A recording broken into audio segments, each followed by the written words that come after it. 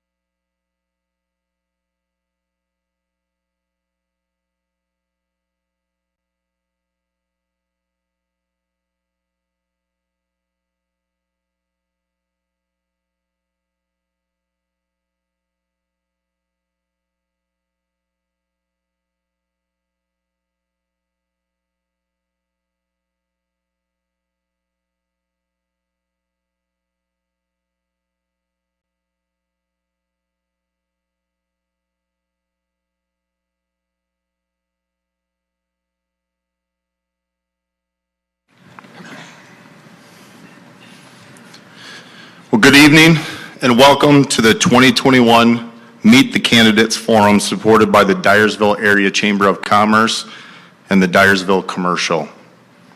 We welcome all who are joining us this evening, everyone in person and those of you that are virtually listening in as well. I am Michael Clausen and I will serve as the moderator this evening. With me is Carla Thompson of the Dyersville Area Chamber of Commerce, who have the audience microphone for questions, and then Kayla Horsfield down here in front, and she'll be running the clock for the candidates this evening. Thank you to the sponsors of this event, including all the candidates for joining us tonight so that we can gain more information about you, and all of us want to thank you for stepping up to serve the Dyersville community. Let's review some of the rules of the forum as set forth. Each candidate will have 1 minute to introduce themselves.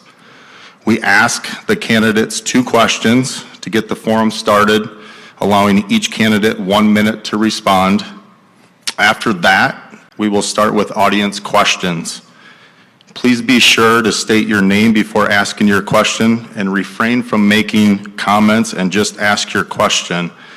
We will ask audience members to limit their question to 30 seconds to ensure ample time for each candidate to answer and allow time for other audience members to ask questions.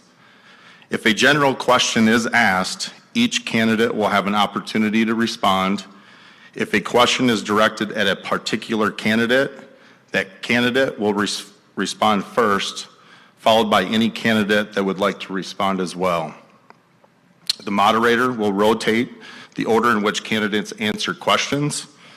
Each candidate will be given time cues with 20 seconds remaining and then a stop.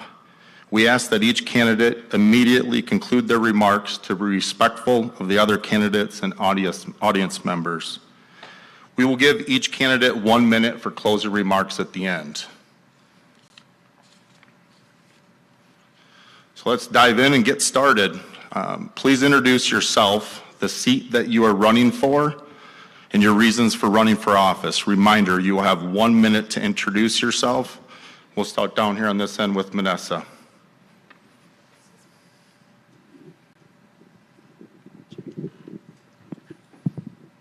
I'm not sure if this is on or, okay, it is on. My name is Manessa Gaul and I'm running for District Ward 3. And the reason I'm running is because I would like to see the water lines and sewer lines in Dyersville get re-evaluated, re-looked at, and possibly redone within a timely manner. And I would also like to get a bathroom by the Heritage Trail down by the Pavilion. And I would also like the parks to get re-looked at for the concession stands and for the bathrooms. Let's see here. Sorry, a little nervous. And I just really want to make sure that everyone's voices and opinions get heard, and I'm very open-minded to listening to everybody, and I'm willing to go out and hear what people have to say, and I'm not shy at answering any question. I will do any research possible. Thank you. Ben? Good evening, citizens. My name is Ben Ellison. I am a candidate for the Ward 3 City Council seat. The thing that's driven me to run is to try and be a voice against the consistent spending, because apparently we're spending more than we're taking in. Also to establish a rainy day fund in the event of emergencies, and to oppose any property tax increases, given that the county assessor seemed to have levied hefty increases on everybody's property tax. And of course, to fight for consistent, transparent government. Thank you, citizens. Thank you, Ben. Mike? Good evening, everybody. I'm Mike Oberbroeckling. I'm from Dyersville here, obviously, for the last 7 years. So I grew up here and left for 25 years in the Air Force. Graduated from the University of Iowa. Got a master's degree from the Embry-Riddle Aeronautical University. And I'm running for the council again after the last 5.5 years to continue to serve the citizens in Dyersville, to make this a better place to live. I think we've done some great things the last 5.5 years.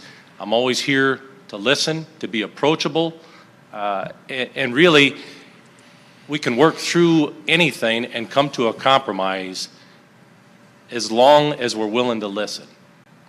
And that's the key to all of this. And I'm here for you today until the end of the year for sure, and then hopefully on to the future. Thank you, Mike. Alvin? Good evening. My name is Alvin Haas, and I'm running to become the next mayor of Dyersville.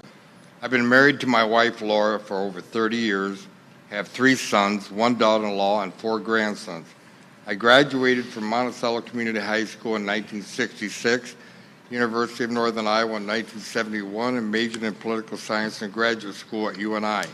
I'm a veteran of the United States Air Force, serving from 1970 to 1976, taught school at Hempstead High School in Dubuque and here at Beckman Catholic High School. I own 2 businesses with my brother, Tom, Haskell Ltd. and Tad Investment. I am a current member of the Dyersville American Legion. I have served on the Dyersville Board of Adjustment, Dyersville Commercial Club, Dyersville JCs as the president in 1980, and served as your mayor in 2014-2015. I am a people person and would appreciate your support and vote on November 2nd for the position of mayor. Thank you, Alvin. Jeff? Good evening. I'm Jock. I appreciate this opportunity. I want to thank the Chamber and the Dyersville Commercial for hosting this event. I've lived here my entire life. I've been married to my wife, Donna, for 47 years. My family's been in business in this community for over 62 years, and we are proud of the support that they've always showed us.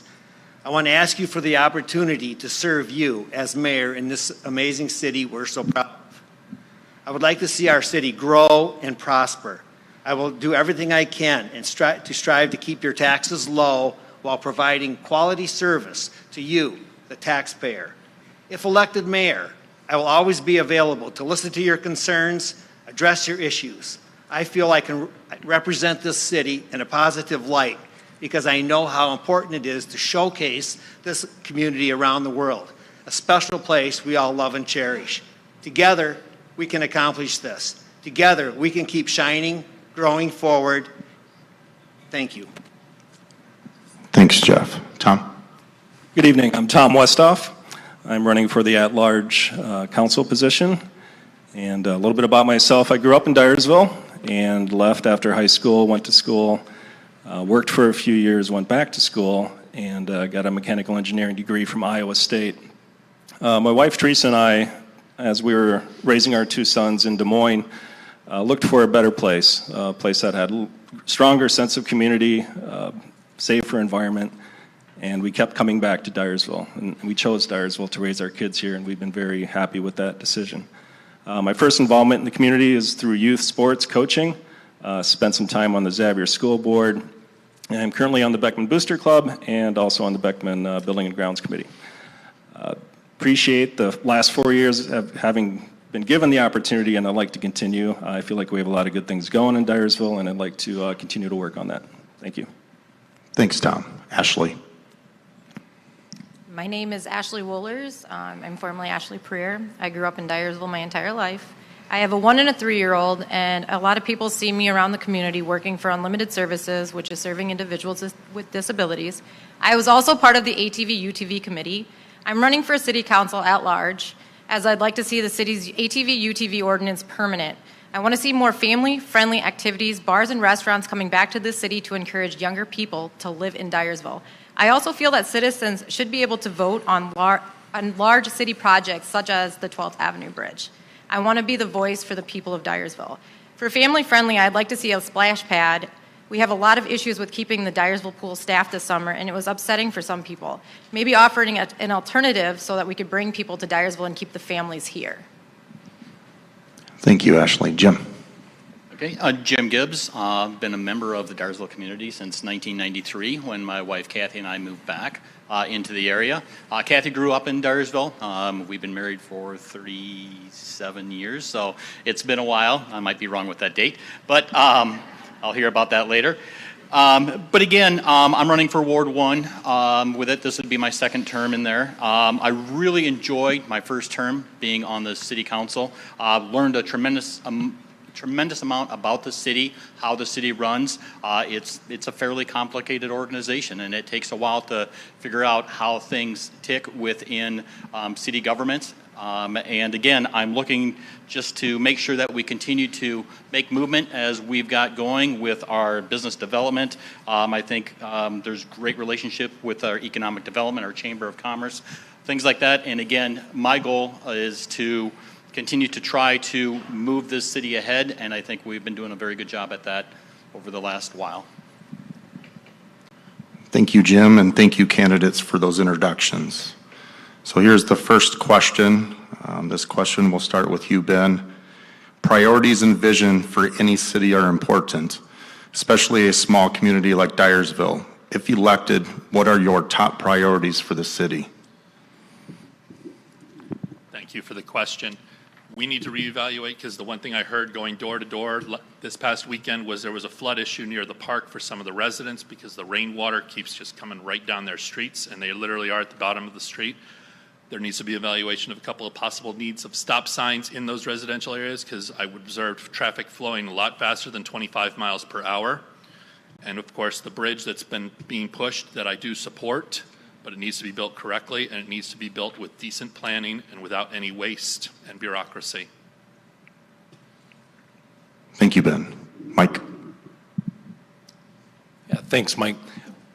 So, being on the city council already, it gave me the opportunity to sit down with the city council and be a part of the planning process with our strategic plan, our comp plan, and really put a vision forward for the city, where we want to go in the next 10 to 15 to 20 years.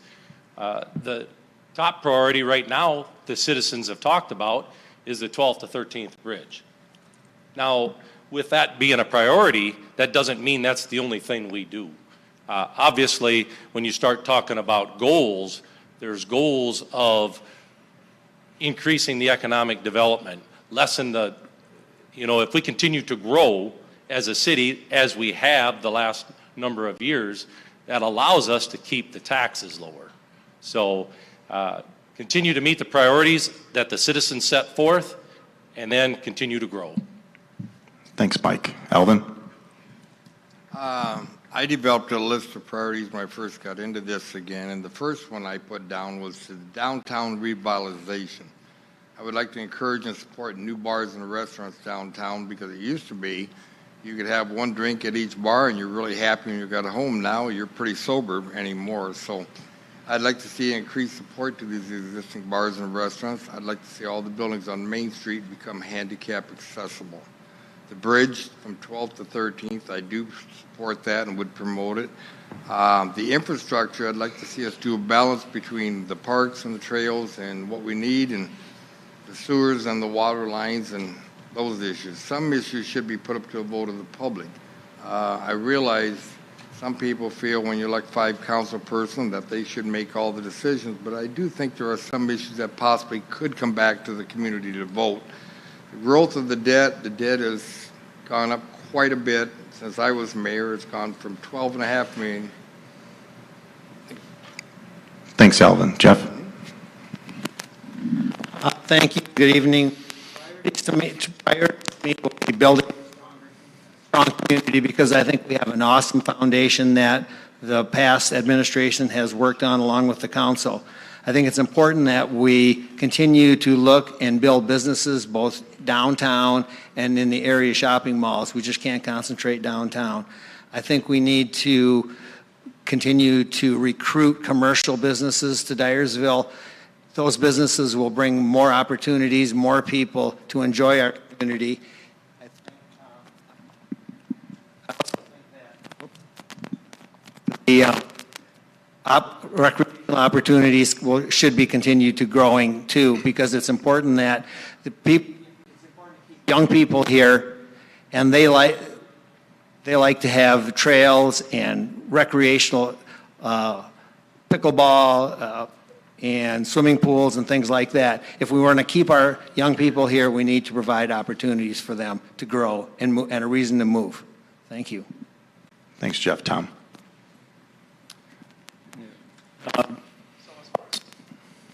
Priorities, excuse me. Priorities. Priorities. There we go. Should I turn that? All right. Sorry about that. Thank you. Priorities. 12th to 13th Avenue Bridge. I really believe that that is a project that will transform Dyersville in many ways. It will alleviate some issues that we currently have, as well as provide a nice opportunity to reach emergency services from one side to the other. So that is a high priority for me. You know, we're struggling as a community, as everyone, as far as finding people to work. So we have to make our community as, I guess, attractive to people if they want to move here and if they want to work here. So quality of life projects are definitely high on my list. It's part of my vision. Trails, further downtown development to enhance the opportunities for bars and restaurants. You know, we've got a lot of work to do, but I think we're at a good starting point right now. Thank you. Ashley? Some of my top priorities is to definitely get the deficit back down and to be financially responsible by cutting budgets where we can and to try to get the property taxes lowered. And in order to get the revenue back into the town, we're going to need more attractions to get people to come to Dyersville.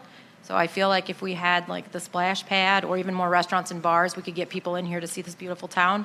I, again, am for the ATV, UTV usage all year round with no restrictions, following the state guidelines with exceptions of the sunset and sunrise. I'd really like to encourage the younger population to come back to town and to vote and to have small children friendly places. And I'm going to go again with the splash pad. Thanks. Jim? Okay, my priorities have been echoed down the line here. For the most part, I'll just be repeating a few things. But again, some of the key things that I'd like to concentrate on over the next 4 years here is, again, continue with our residential development. We need more people in town. To get more workers, we need more people. Again, it's hard for people to commute from Dubuque, surrounding areas to fill our jobs here. So again, if we can grow our residential population, that's more employees for us. Again, bringing more businesses to town, that's how we do that as well. Higher residential and building our residential here, that means apartments, houses, that will help attract more businesses. And again, making sure that we have a very strong infrastructure as far as park areas, restaurants, again, it's been echoed here where we want downtown development, but again, it's just not downtown. It's looking at our whole city. We've got some empty restaurants sitting out near the highway. We need them filled. We've got stores that are vacant. We need those filled. And again, there's just going to be more opportunities if we as a city try to promote that and encourage our economic development, and they're very good with what they do. Manessa? My opinion is that we need the 12th and 13th bridge, but if we do it, we need to do it correctly and have stop signs at the end of them with crosswalks. And we also need to make sure there's decent sidewalk and curbage and drainage systems along the way. And we need more children activities in town as well. Definitely a splash pad, I think, would do wonders. Also pickleball. I know there has been a strong support in the community about that and trying to get some more courts for that or find another place to have the courts, especially over, they would like them over by the tennis courts, but there might not be enough room. And then we would also need to, once again, look into getting the parks back up to where they need to be for children's activities for the soccer fields and baseball fields. Thank you, candidates, for your responses. Question number 2, openness, transparency, and accountability have become a hot topic for elected officials over the last few years. How will you ensure transparency in your role as a government official? We'll start with you, Mike. Thank you. So I think it's really important, as you represent the citizens of Dyersville, that you're very honest and forthright, and you're, like I said earlier, you're approachable so that you can communicate what your thoughts are and where the city is going. You have to be accessible to be able to share those things. I mean, there's so many people don't watch the city council meetings, and that's the start of it. is to actually attend the meetings, watch them on TV, whatever, because that's where a lot of the information is shared. And simply stated, like today, the way I try to ensure transparency, sometimes, believe it or not, I know the answer to the question that I'm going to ask at a council meeting. And the reason I ask it is to share it with the public. So I think it's important that we always do that. Alvin? I would agree with Mike on most of those. Being accessible is probably the most important trait we could have. I notice on the agenda sometimes I read it, and being a former mayor, I have a difficult time trying to understand exactly what's being done that particular night, so I have to delve into it a little farther. I would like to see not only is the agenda released, but the packet that the council gets is released before the council meeting, so if there is a question, I could possibly go figure out what the answer is before we get to the meeting that night. Being accessible to citizens, everybody that knows me knows I love to talk to people. And I talk to anybody, anytime, any place, anywhere. I think that's part of it. I do know that people that don't like something are the ones that are going to show up at your house, your driveway, and your dinner table. So you got to get used to it. It's their right to do it. Jeff? I think people that know me know that I'm very easy to talk to. I don't back away from any questions. You can ask me anything, any time of the day. If I don't know the answer to your question, I'll certainly make a point to find it out so that you aren't left in the lurch. I hope to communicate the answer to you in a responsible, honest way. Yeah. I hope that you feel comfortable coming to me with any of your questions. And I really don't have a problem answering questions about the city finances, the city transportation, their sewer and water. I watch the meetings continuously, so I know what's going on. I try and be a well-informed person so that I can answer your questions. I try to understand what your needs are and your concerns. We're all residents of this community. We all have different issues. We all have different challenges. One of my jobs will be to overcome the challenges and make this community and all the community people love this place even more. Thank you. Tom? I think in order to be an effective leader, employee, whatever your position is, you should always try to see things from others' perspectives. If you can make a very honest attempt to do that and maybe look beyond your own biases, I think you'll be better at your job or better as a leader. We are accountable to you as elected officials. And in order to keep your trust, we have to be transparent in everything we do. I know that sometimes people question that because they're not sure if there is transparency, but to be honest, I have no reason to think that we haven't been transparent over the last 4 years or even before that, prior to my being on council. But it is paramount for us to be transparent in everything we do. Thank you.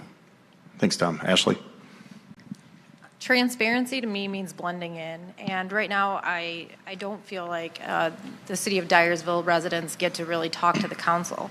In order to represent the town of Dyersville, it takes someone who's trustworthy and who's going to get out there. And I'm an open listener who wants to hear from both sides. I listen to what's being said. City locals should be able to be heard versus just what the council decides on. And with COVID going on, it is really hard to get out to the council meeting, so it would be nice to be able to be in person or virtually to attend. And it would be awesome if we could open up the chats so that if somebody did have a question on the forum or wanted to ask something at the city councils, that it is their opportunity to be heard. Thank you. Jim? As far as openness and transparency, again, I think the city does a good job with giving all the citizens our cell phone numbers. Again, my cell phone number is my personal cell phone. I'm open to take calls anytime. I'd like to think of myself as being responsive. When I do get a call, when I do see an email come through, I respond to those and try to see if either I can meet. I'm open for discussions, personal meetings, phone calls. I try to make sure that I'm available for the citizens. As far as a council, I hope that I'm actionable to what the citizens are looking for. Again, that comes from just having conversations with them. Listening to them is a key thing because everybody's got concerns there. And if I can be more transparent, I hope some people bring that to light and kind of let me know what they would like to know, what they would like to hear, and I'm open to just having open communications. Thank you. Manessa? Transparency to me is when you're out shopping. At the grocery store, at Tyson's, wherever it may be, that somebody feels comfortable coming up to you and saying, hey, I recognize you. By the way, would we be able to talk about this subject? For me, the answer is yes. I am always an open ear. I like listening to everyone's different perspectives on anything. And like I recently quoted earlier, I will do my best to research a problem and get back to you as soon as possible. I have gone to people's homes already, and I didn't know maybe the right answer, and I went back home and I did a bunch of research, and a couple of days later I went back to their house, and they were surprised that I showed back up, and they're like, what are you doing here? And I'm like, well, I got an answer for you, and I thought we could talk about it. And I think people really appreciate the fact that I do go back out and talk to them. I just want to make sure they're informed about what they're asking. And there were some people down my block that had some water backup issues, and they didn't. Okay. Thank you. Ben?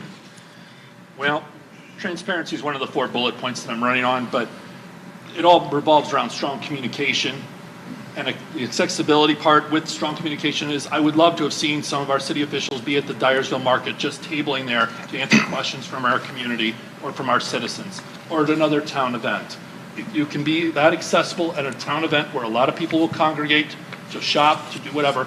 It's a good time to interact with you because then we're going to you, the people, as it should be, because we work for you. And that brings about the openness, and that also brings about the accessibility.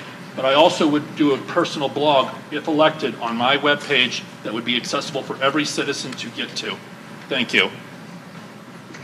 Thank you, candidates, for those responses. At this time, we will open up the questions to the audience. Remember, keep it brief and be respectful of the other audience members that may have questions.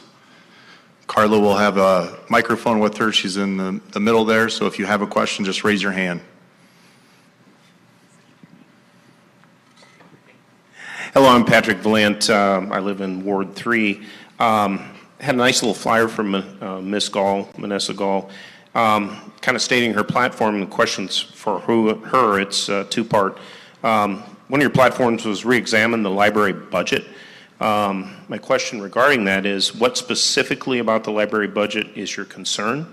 And secondly, why are you singling out the library and not the other city departments as well? Thank you. Manessa. The library has a lot of fundraisers, and when I openly asked them why, they said it was because they needed to update something such as the printer, get more cartridges, that they just needed to get more books, etc. And I thought, let's relook at it. Let's see what we can do. And, you know, the library board is very good at what they do. I thought maybe if somebody could go in there and maybe give a couple of pointers, I thought that would be a great suggestion. And I'm not just singling out the library. The reason I'm focusing on the library is because they do a lot with the youth, and I'm trying to increase the youth productivity in the community. And I also do like the airport that we have, and I like the other utilities that Dyersville has to bring to people from the outside world. I just mostly focused on the library, and I'm sorry for the confusion. Thank you. You're welcome. Are there any other candidates that would like to make comments in regards to the question? Other audience members, if you have questions, just raise your hand and Carla will bring a microphone over to you.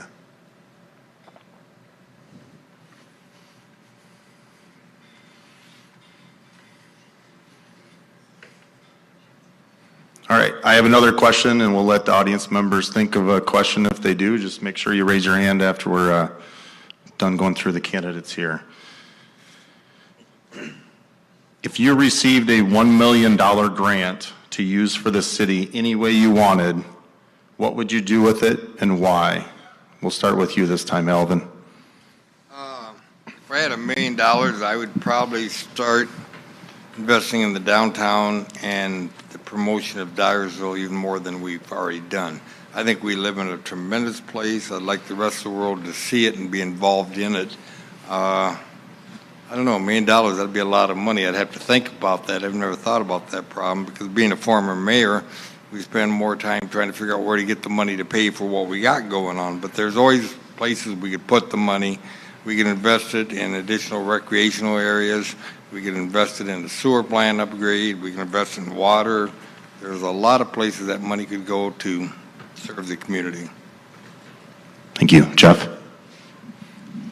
We'll give this a whirl here. Okay. If I received $1 million, I think the first thing I'd concentrate on would be the bridge. That seems to be a topic that is important to every citizen in this community, and that would enhance our quality of life if life depended on it. And sometimes I'm told that the transportation time between one side of town and the other is very, very important.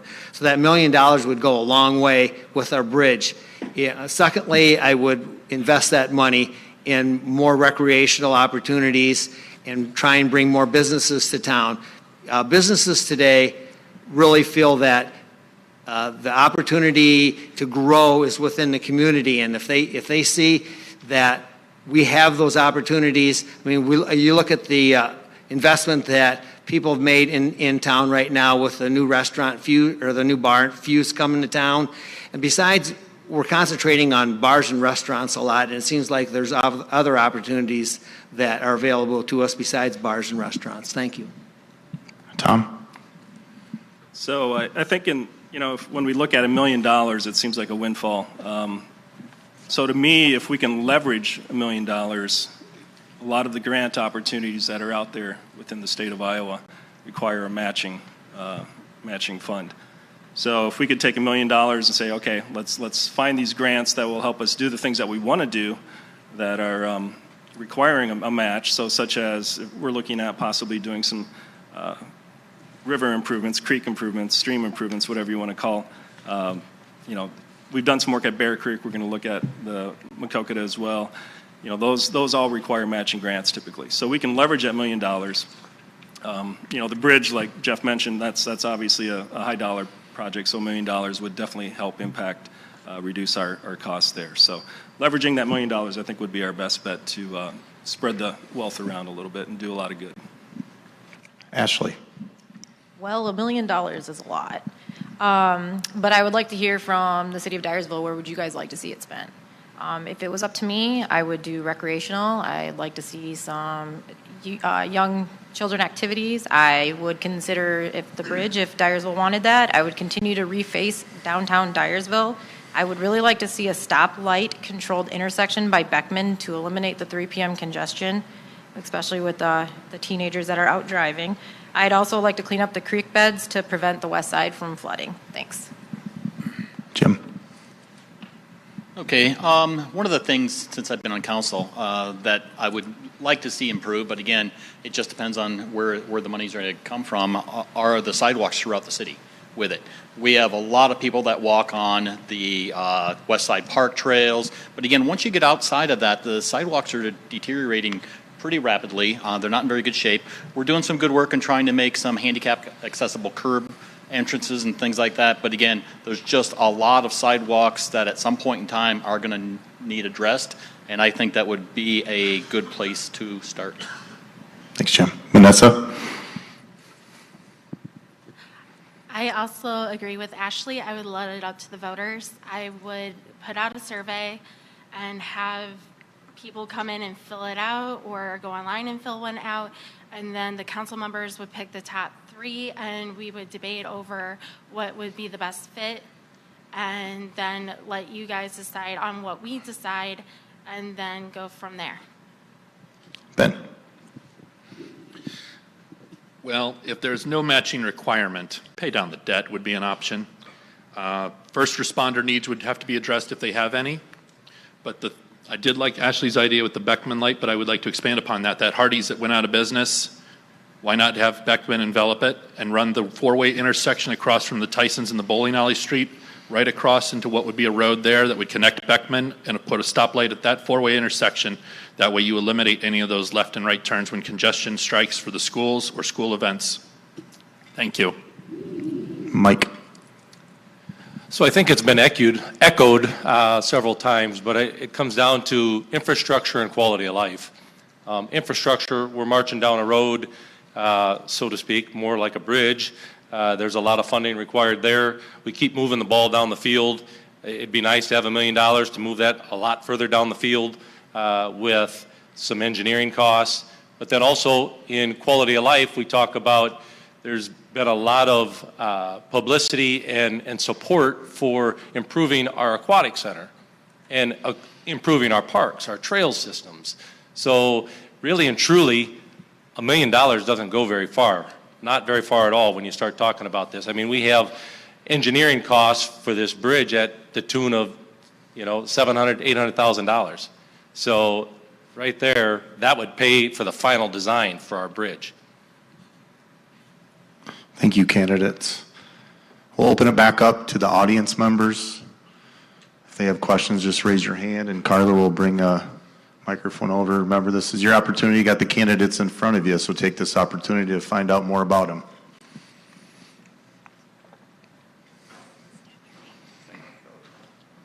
Thank you for having your meeting tonight.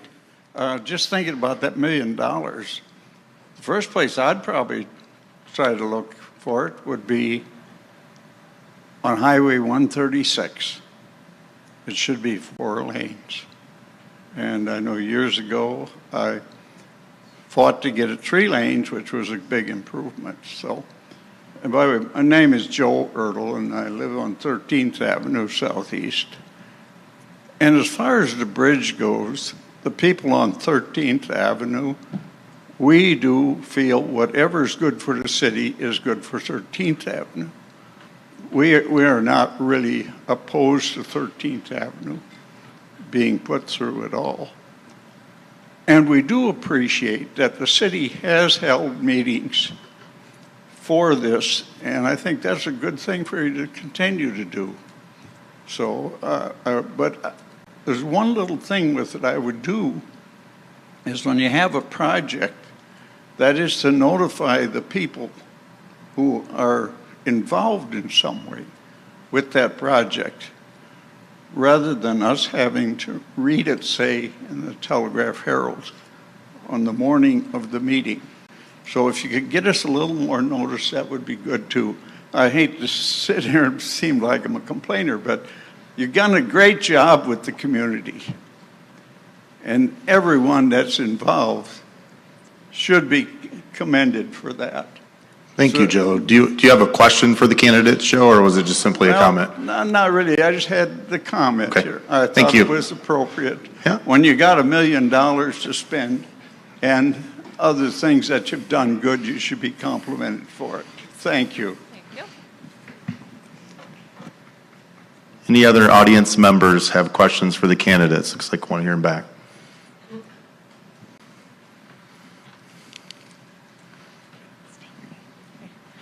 My name is Catherine O'Hay, and I live in Ward 1, so I'll be voting for the at-large during this election. I have a general question. So a lot of you are talking about wanting to bring more like young families to town and keeping them in town and having more youth activities. My question, since you're wanting to keep a lot of young families here, what are we going to do about the child care shortage? Because I think that's one of the big roadblocks that we have right now in keeping our young families. Thank you for the question, Catherine. We'll start with you, Jeff.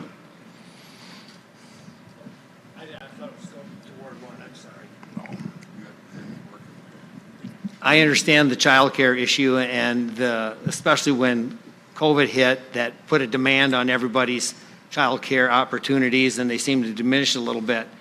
It would be awesome to be able to expound on those concerns and try and find something, but I think it's not only in Dyersville that there's child care concerns, it's all around the country. You look at the larger cities have an issue with that as well. The people don't seem like they want to work anymore like they used to, because I think there's a lot of government handouts and initiative to keep them from doing that. And I'm certainly glad that my children are growing like they are, but my grandchildren and their parents have issues with childcare too. So I can relate to that. I don't have an answer on how to solve that problem. I'm sorry. Perhaps the government can step in and help us some way, but I'm sorry. Tom? So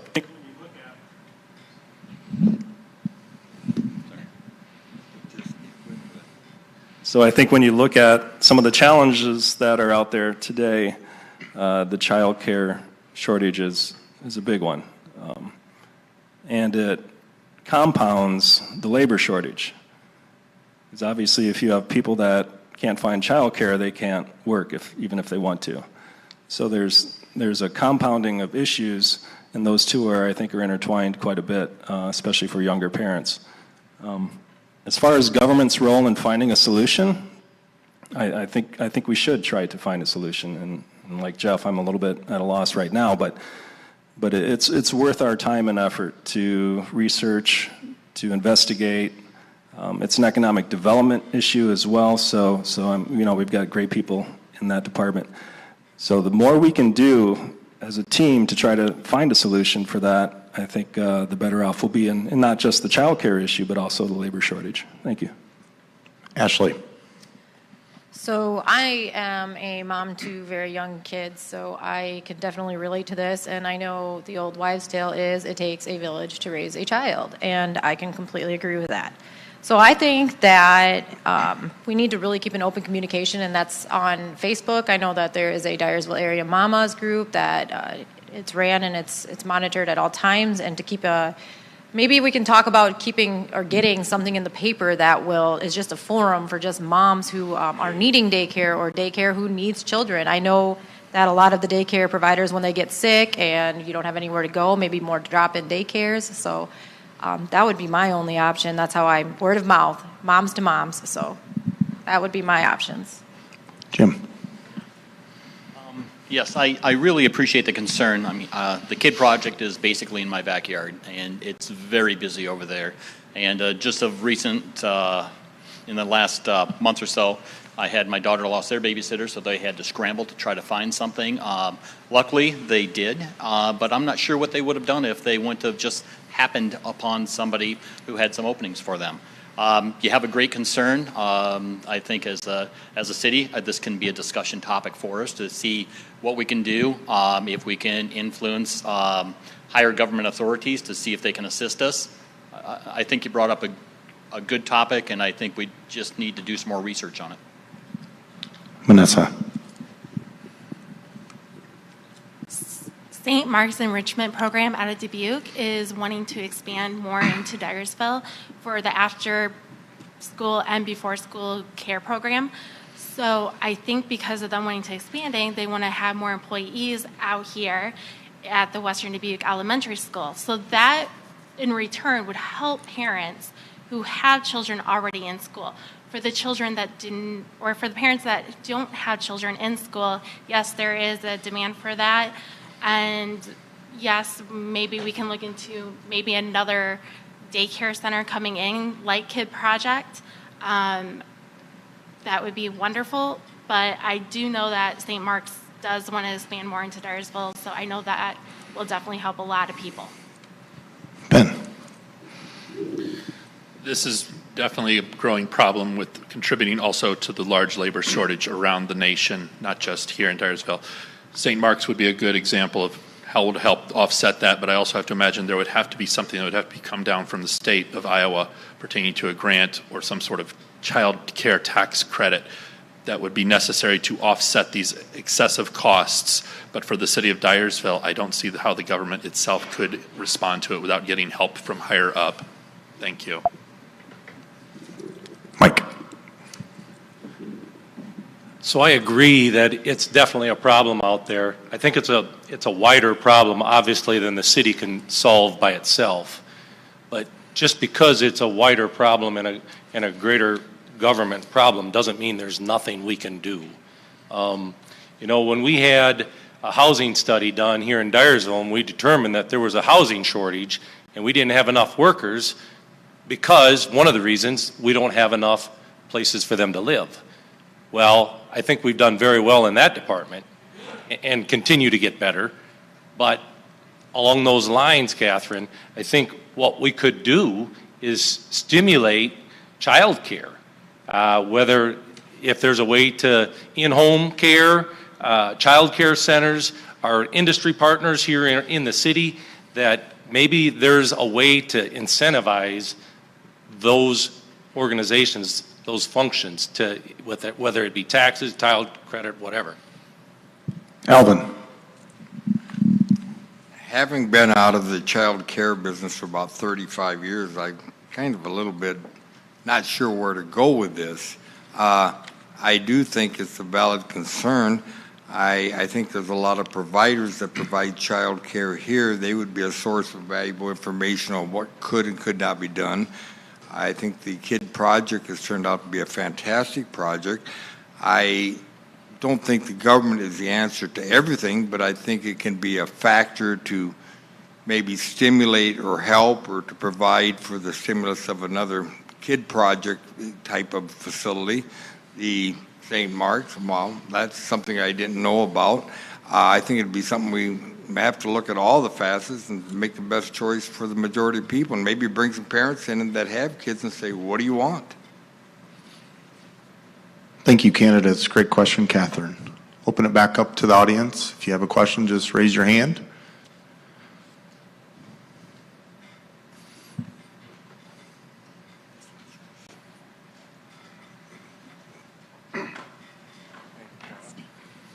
My name is Tom Snyder, and I'm from Dyersville for the last 52 years. When I walked in here, I'm going to make part of a comment that leads to a question, maybe, from some of you. When I walked in here, I said hi to Mike, and you were surprised to see me because I told you I wouldn't be here. The reason I made it was because when we went to Cedar Rapids, the Habitat for Humanity's Restore was closed, which it wasn't supposed to be, and the Salvation Army was closed, which it wasn't supposed to be. Both had signs up that said they were closed because of lack of employees. Some of them had just walked out. Some of them didn't want to work. And that leads to, because you're making comments up here about that also a little bit. And I guess it's sort of a question for you to think about more than we can't do anything about it really, but if it's something that's to worry about or something that's coming, just a question. We'll start with Tom if you have any thoughts on that, Tom.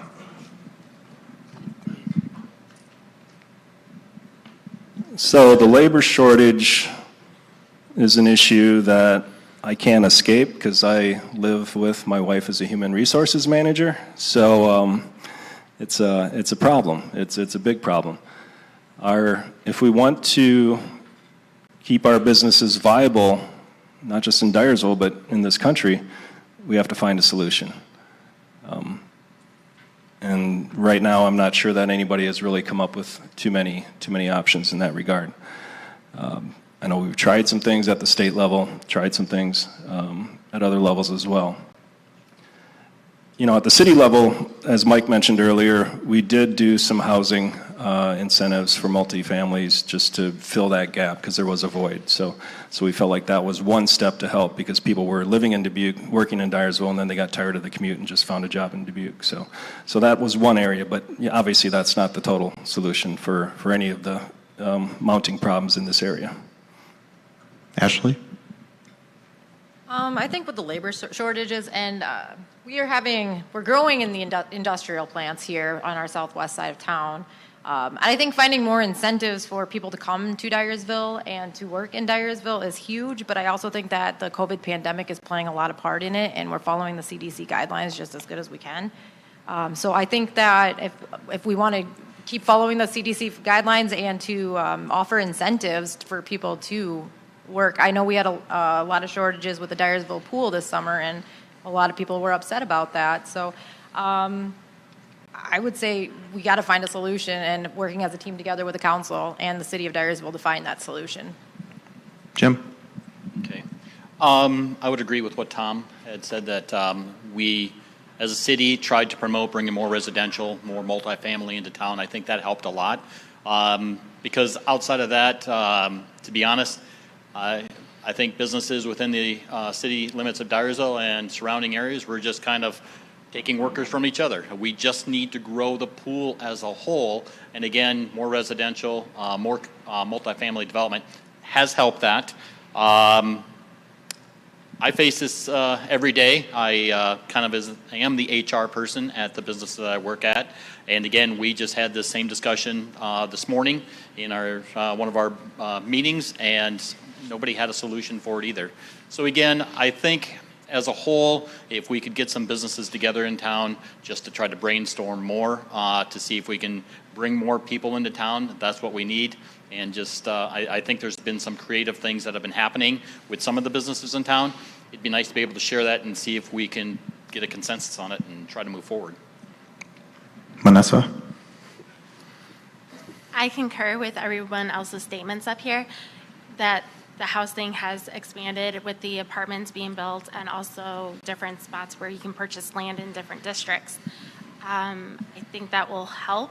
Also, I know for a fact that there have been a lot of people that would like to see maybe more industrial plants come out to Dyersville. I know Zero Zone is here, and they're already looking for the foundation people to get it jump-started going, and that as soon as they get the main people in the building, that they'll be hiring for the rest of the people in the building. So I look forward to seeing that place blossom.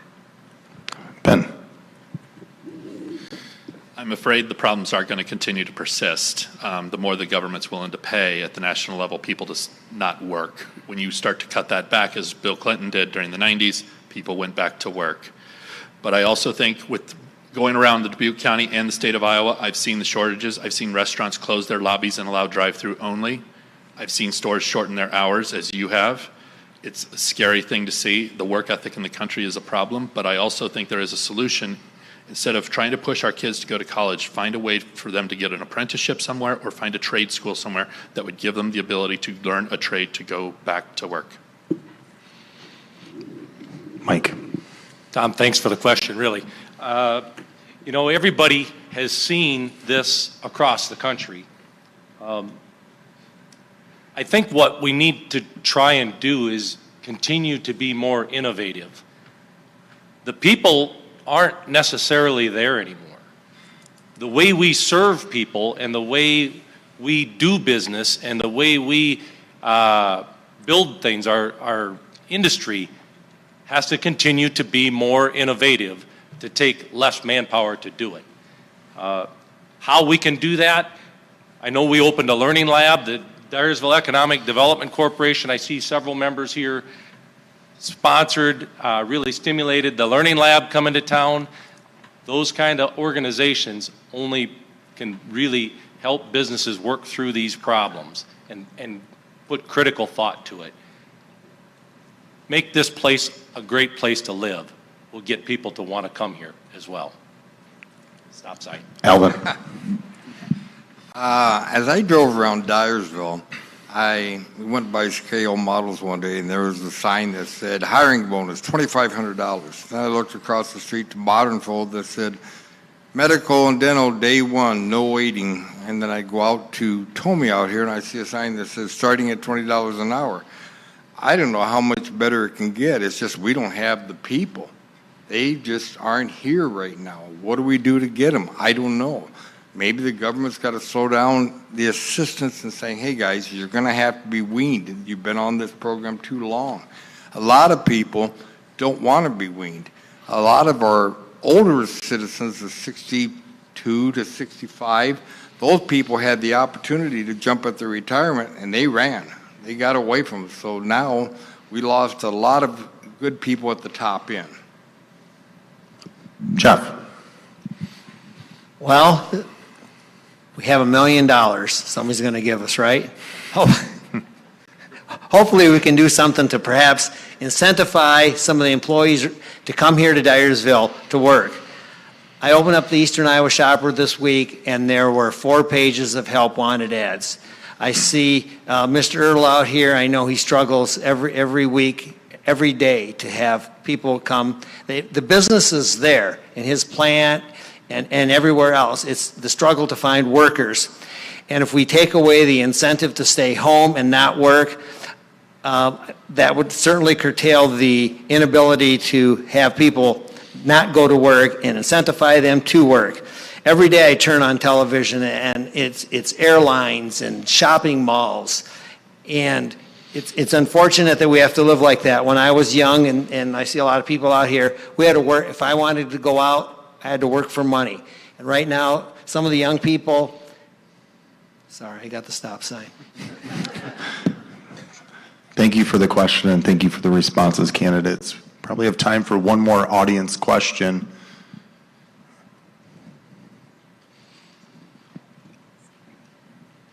Jacque Ray, and one of the questions, or I guess a comment followed by a question, is, you know, we all are here for the same reason. We love our community. We want to see it grow and prosper. We want to see what's best happen in our community. And there's a lot of issues that are bigger than just our community, and other communities are experiencing it as well.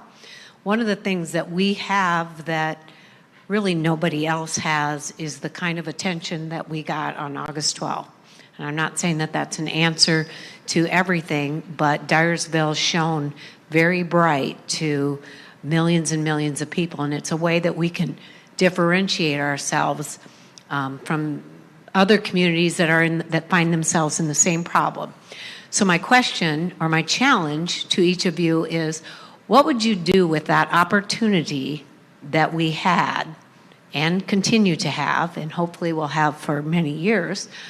What would you do with that opportunity to solve just one of the issues you heard tonight or you talked about, whether it be childcare or young people moving to our community or you know, the workforce shortage? How would you use that time in the national spotlight to make a difference?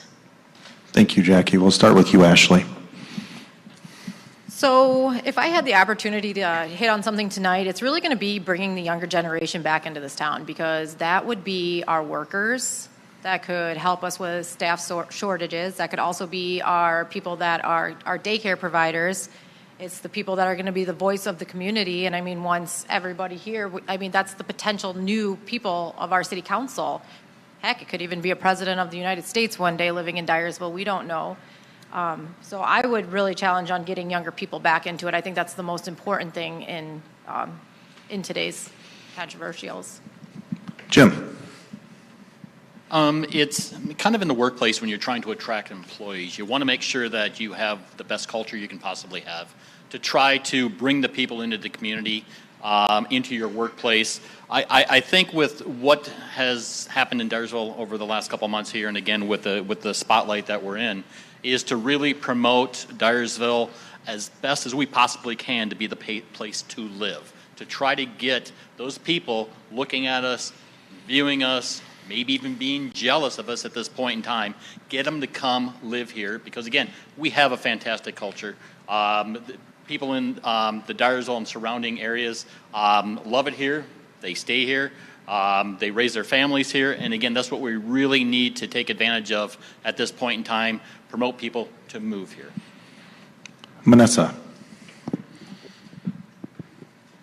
What I would like to see highlighted from Dyersville being all over the news from our event that we had, I would like that people hopefully saw that we're a close-knit town and we do have a lot to offer.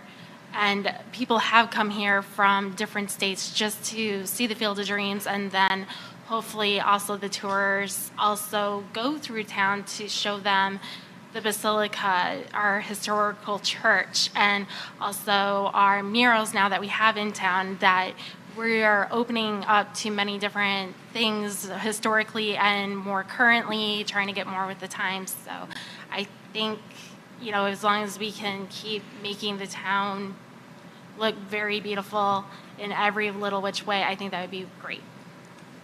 Ben.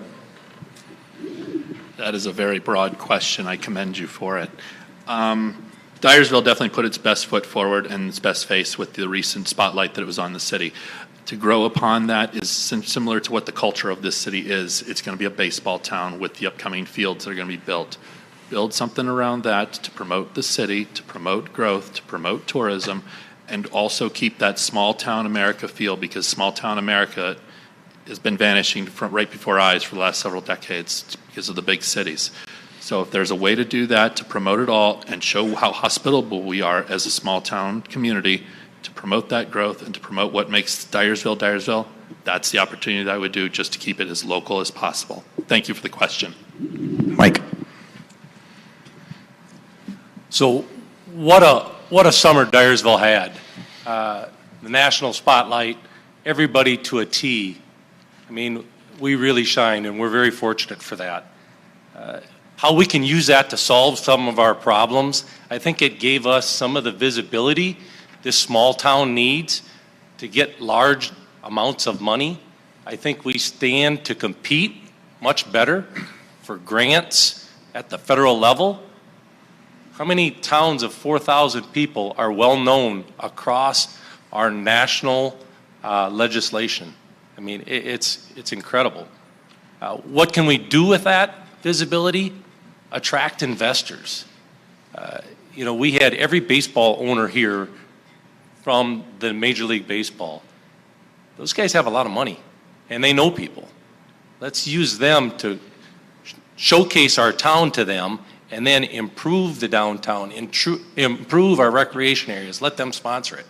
Thanks. Alvin. I've got a little bit different take. Since I was mayor at the 25th anniversary and had the pleasure of meeting Mrs. Stillman, I go back a little bit, and I would like to share with everybody in the world my feeling of walking on that field, looking around, my feel of sitting on the bench, thinking of my family. That is what the spirit of this whole thing was all about. I think she did a fantastic thing when she got involved with this thing. She was a promoter of the field and of Dyersville. I wish she could have stayed around. I think the field would have been even continued further. But I would like to see that feeling of what that field's all about be shared with everybody else, as well as the economic effect. But the feeling, I think, is what's important to me. Jeff. We all know that we had an opportunity to showcase our city in August, and when I was around visiting with people, I don't like to use the term jealous, but they were certainly complimentary about the quality of the community, the people, the volunteers, and I think it's an awesome way to promote our city and our quality of life, what we have to offer. It's a clean city. It's a safe city. And the comments about our city were amazing. I think if James Dyer was alive 175 years later and he looked back and saw what we have today, he'd be so impressed on how the city grew and the efforts that everybody's put forth to make it grow and how proud the citizens are of this community. Thank you. Tom. So one of the things that I thought was really neat about that event, other than painting our fire hydrants, people saw the genuine Dyersville. That was us. We didn't have to pretend to be this special place, because we are a special place. I was down at the city square, and some friends of mine struck up a conversation with a couple. They were here from West Des Moines. They were probably in their mid-30s, late 30s. And they were telling us how wonderful Dyersville was. They said it was so great to see a small town in Iowa, that really cares, that really takes care of their homes, their businesses.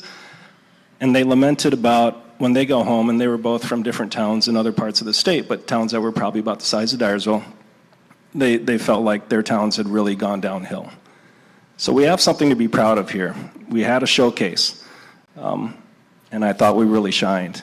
So whatever we can do to leverage that, I'll use that word again, we've got a wonderful opportunity coming up in the next several years. So let's make sure people see it again. Thank you. Thank you. Thank you, candidates, for your responses. Thank you, Jacque, for the question. At this time, we will now have each candidate give their closing remarks. As a reminder, you'll have up to 1 minute for your final remarks. We'll start with you, Jim. Okay, so again, I am running for Ward 1 with it. I'd like to continue for the next 4 years just to work with our economic development team, continue to make sure that our city is growing, try to get our restaurants full, try to get our bars filled back up again and actively open in there. I think if we can do that, we're going to continue our draw of people into the community. I mean, we've got some good things. We got the Field of Dreams. We've got our businesses. We've got national businesses, toy manufacturers within our city here that draw a lot of people in town, yet we have the Heritage Trail that can be and should be more of an asset to us than what we're making it. I actually work at the head of the Heritage Trail, and it does get quite a bit of traffic, but I think we can take advantage of that and get a lot more traffic on that. So again, my platform here is just to continue to grow, to continue to support our businesses as best as we can. Manessa.